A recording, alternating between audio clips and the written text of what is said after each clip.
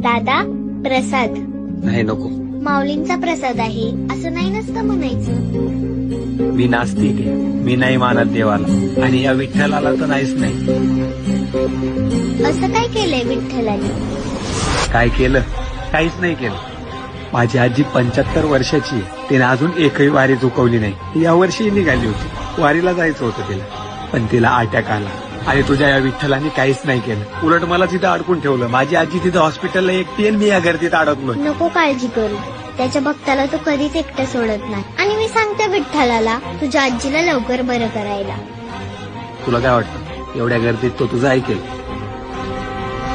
हो, तो माझं सगळं ऐकतो. हॅलो.